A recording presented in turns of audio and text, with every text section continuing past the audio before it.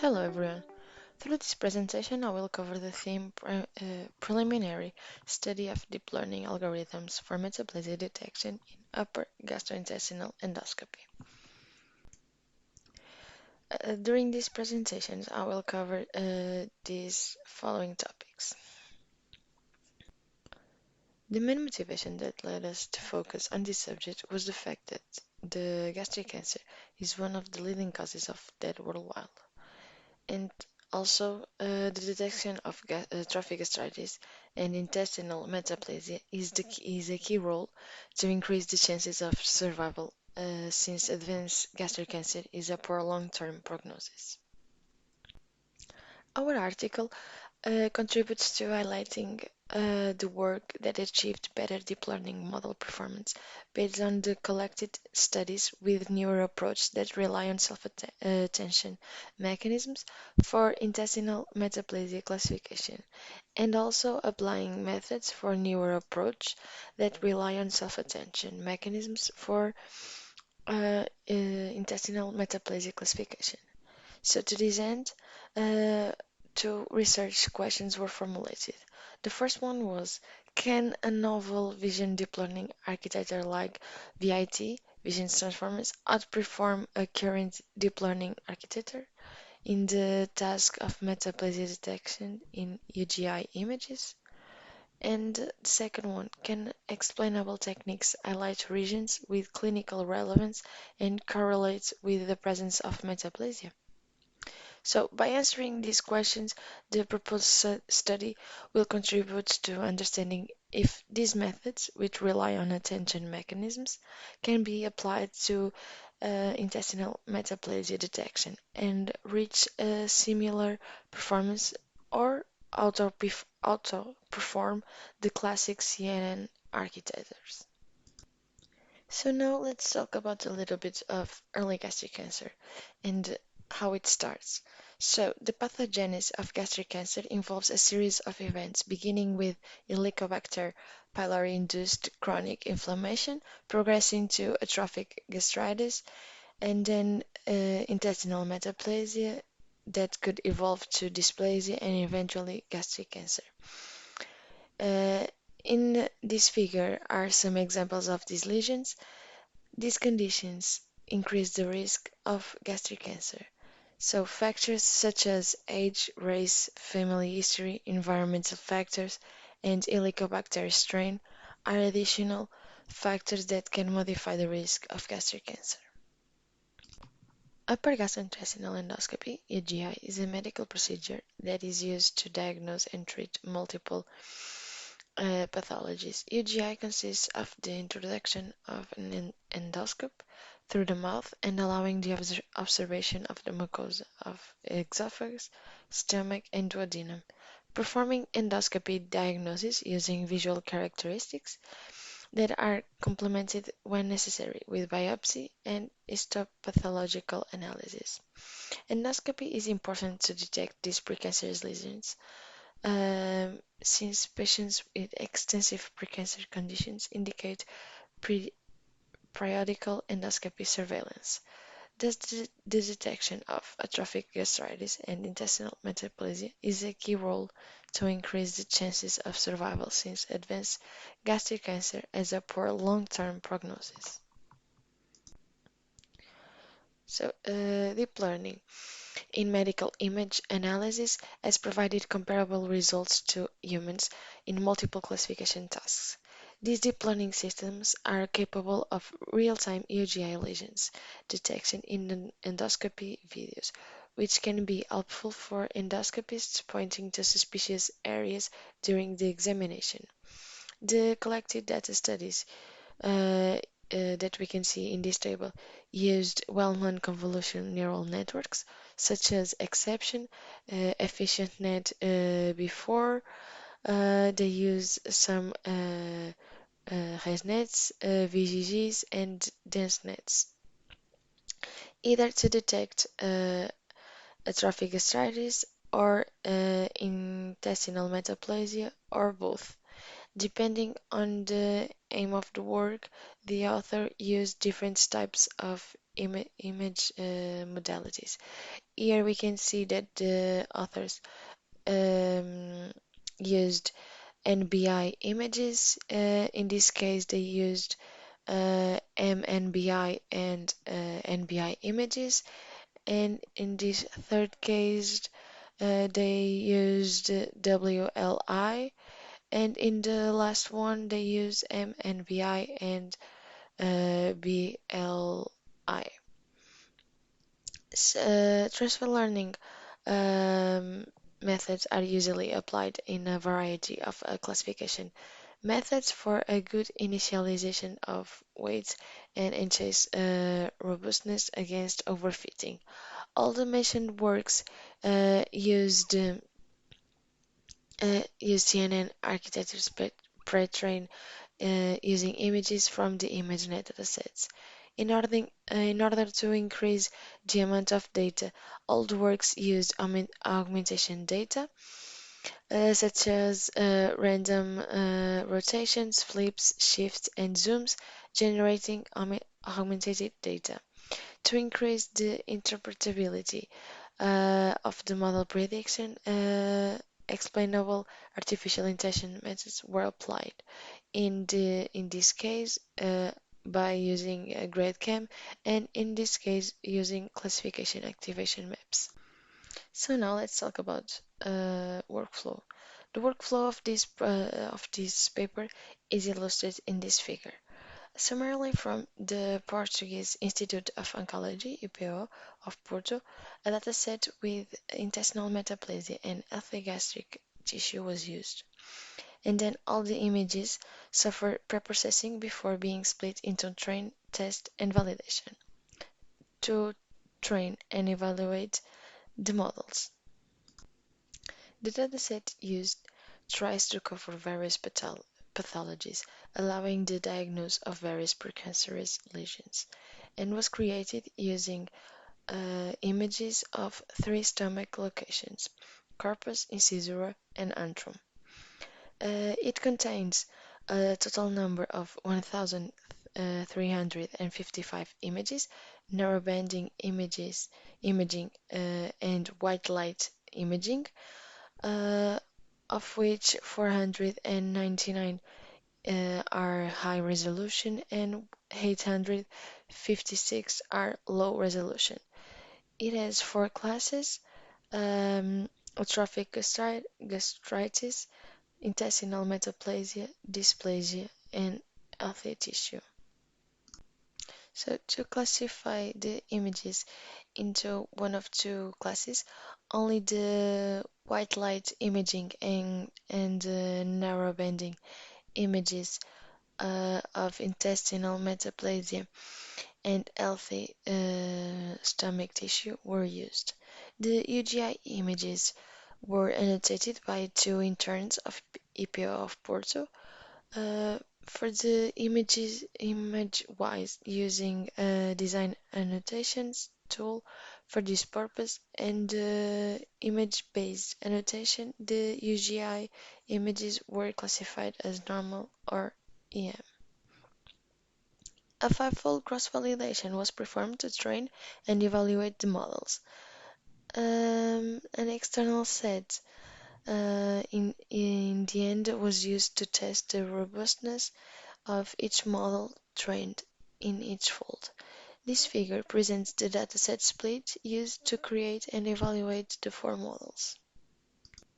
So for the training process, we decide to use HasNet 50, BGG16, and Inception v3.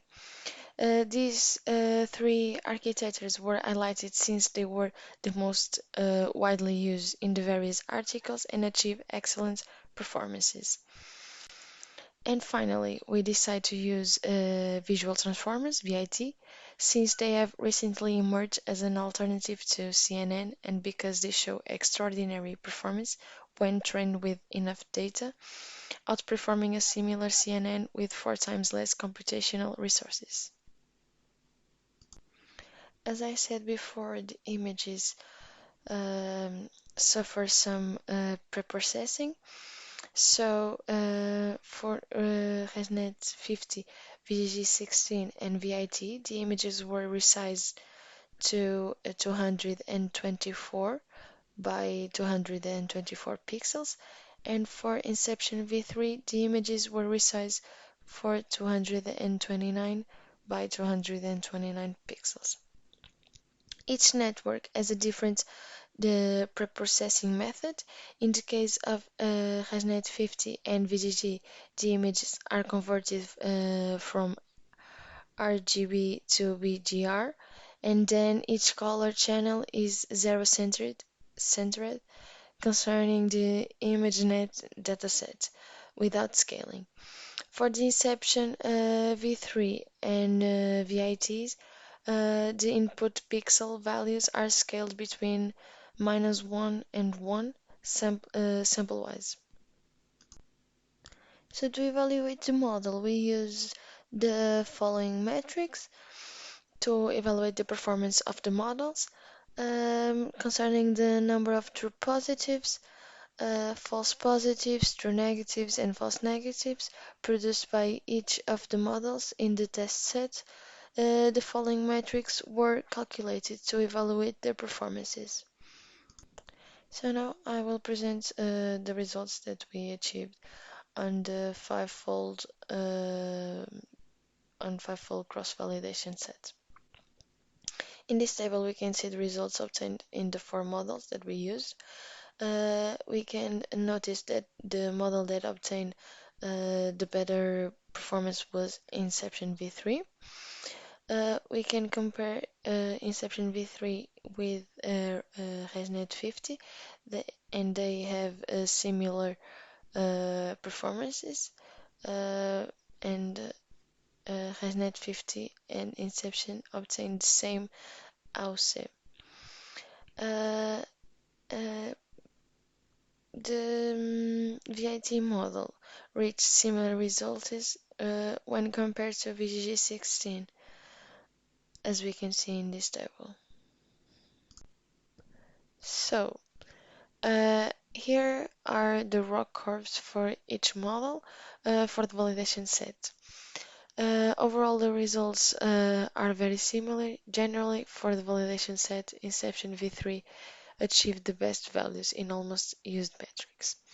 Either way, the results are very similar when compared to HasNet 50, and both achieved an AUC of 84, with a small standard deviation, which proves the agreement in the different folds. The VIT model achieved comparable performance, especially when compared to HasNet 50, uh, reaching an AUC of 82% and proving to have a better performance than VGG 16 in overall. The models show consistency in predicting either normal images or intestinal metaplasia images. To evaluate the robustness of these models was presented an external test set to further test the performance of these models in data never used for validation or training. So this table shows the results obtained in each model. In this case, we can see that the model that reached best results was HasNet 50. We can also see that VGG 16 and the VIT achieve comparable performances between them with an AUC of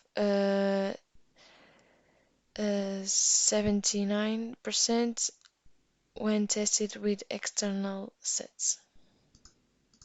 Here we can see the ROC curves for each model. So for the external test set, the HasNet 50 and Inception V3 achieved overall better results, although this time the HasNet 50 has a slightly better performances. The ROC curves follow the same pattern as we see here, where the Inception v3 and HasNet 50 achieved the best AUC values. In this case in particular, HasNet 50 has the smallest standard deviation, providing again the most agreement between the different folds. As far as transformers are concerned, so far no other studies were found using VIT models in the intestinal metaplasia classification of UGI images. So the VIT model in this present study proves to achieve a similar results to um, compared to the remaining models, even achieves a better results than VGG16. These self-attention models rely even more upon great amounts of data when compared to traditional CNN's architectures, which could be the problem for not reaching even better results. CNNs can be extremely difficult for non-experts to explain and understand. So we decided to apply shy methods, which help to create transparency, interpretability, and explainability as a basis for the output of the neural networks. This figure presents the activation maps for the different models using red cams and attention rollout for the VIT model. The Great Cam attention maps point to important areas that led us to predicting intestinal metaplasia uh, by using the gradient of the model of the final convolution layer. In the case of the attention rollout, they use the weights average across the different attention blocks to highlight the most important regions for the decision. So in conclusion, this paper focuses on the evaluation of multiple state-of-art architectures in the imaging classification of intestinal metaplasia and normal gastric mucosa. The results achieved in this paper were very satisfactory compared to the described works. Regarding the first research question, the VIT models reached similar performance when compared to more traditional CNNs, however, did not outperform HasNet 50 and Inception v3. More adaptations can be applied for VIT performances, enhancements such as a shift patch tokenization or or and a locality self-attention to tackle the problem of locality inductive bias present in VITs. Nonetheless, regarding the second research question, the VIT activation maps highlighting intestinal metaplasia characteristics with more clinical relevance. Despite not outperforming the HasNet 50 and Inception v3, the VIT's architecture has promising applications in intestinal metaplasia detection due to the relation process at the pixel level, understanding different features which are not identified by traditional CNNs. In future works, increasing the data will be essential, and this can be done using generative adversarial methods, creating synthetic UGI images. Further explainability methods should be explored to provide even more transparency to deep learning models, such as local interpretable model agnostic explanations, which are more suitable for local explanations. Thank you for your attention, and I hope you enjoyed my presentation.